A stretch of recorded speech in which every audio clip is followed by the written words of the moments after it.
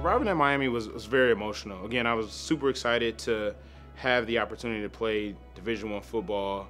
I knew coming to Miami would change my life because it has such a rich academic tradition and history. So those things really meant a lot to me. But I didn't really have the resources that I needed to actually get to Miami. And so the day I was supposed to actually depart, the person who was supposed to physically take me to Miami University kind of bailed. So here I was, after working as hard as I did, earning my Division I scholarship, kind of calling my coach and telling him like, hey, this is all for nothing. I don't think I'll be able to come because I literally can't find a ride. So the coaches, being as great as they were, arranged for me to ride with one of my teammates. Like, I was in foster care at the time and my foster parents were great. I just didn't have that many things. And so I kind of gathered all my stuff in 2 trash bags because I couldn't afford suitcases.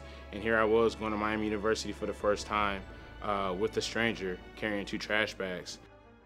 For those who don't qualify academically, you basically come to the university, you pay out of your pocket, and you spend the first year trying to get eligible. So I didn't attend practice. I wasn't able to practice. In fact, I was not associated with the team in any shape, form, or fashion, and I was just a full-time student. Right away, we had him set up with Connie McLean, who was his learning specialist. And in that role, it's an important role because you're organizing their life. You're basically saying, here's when you have this class, here's when you're lifting, and you're figuring out when are assignments. I remember one time he had some reading to do for a class, and I said, do you want to read it to me? Do you want me to read it to you? Or we can both read it silently and then talk about it.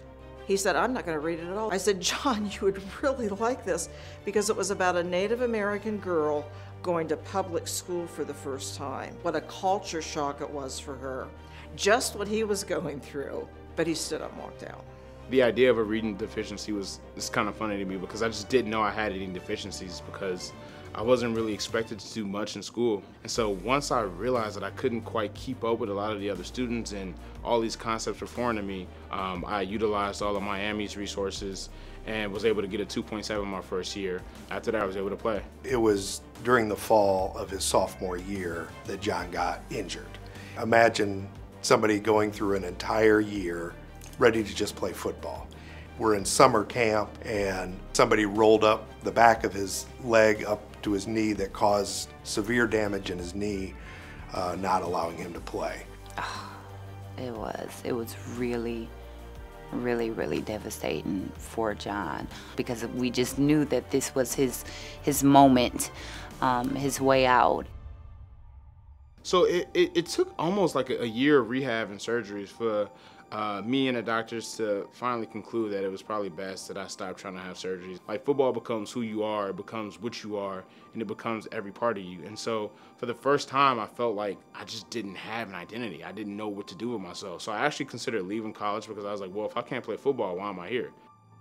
The transformation that I saw was from him trying to stay eligible to him wanting to excel. I could see that development each successive class. By the time he was my TA, some students were going on to med school, and now he was grading their work. And I think he saw at that point, you know what, these students can do that. I can do that. I've seen what their work is like. I've had to tell them, you need to go deeper. I've had to tell them that they didn't explain these concepts well enough. And so every time he took a class, he became more and more astute. The Fulbright program is sponsored by the U.S. Department of State, and it's a prestigious national fellowship that is quite hard to get. You know, Fulbright receives over 10,000 applications on an annual basis.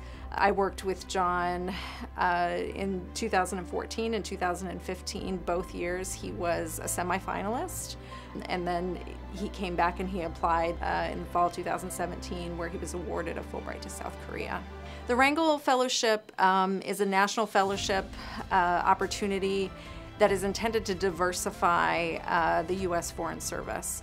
I was in Taiwan at the time when I got the email from John and letting me know that he won. It was incredible. I was in my hotel room just jumping up and down when I got that message.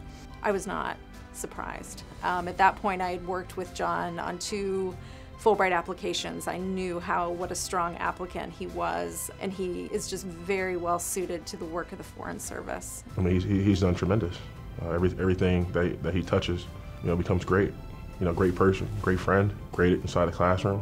How many people could live through that? Could exist You know, not just coming to Miami where he came from, but, you know, situations he had before he even had Miami. How many people would even, you know, survive to even get here? And then once they get here, not just, you know, level up, but it's levels of leveling up that he did. I joked, you know, saying he could be the president, but it's not really a joke at all.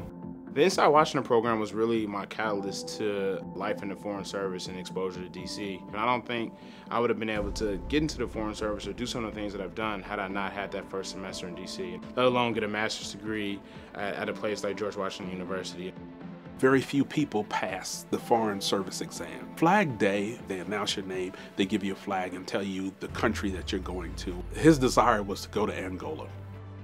And when Angola came up, he jumped, he was so excited, he started pumping his fist, he was as happy as he could be. I never thought in a million years that I would go to more countries and states. I never thought in a million years I would see Europe or Asia or Africa, but those things are available if you really work towards getting them. And I think there is like a fundamental misunderstanding about the world outside the United States. For people in the inner city, but people outside of the inner city. You know, as diverse and unique as America is, there's things that we can learn from a lot of countries overseas.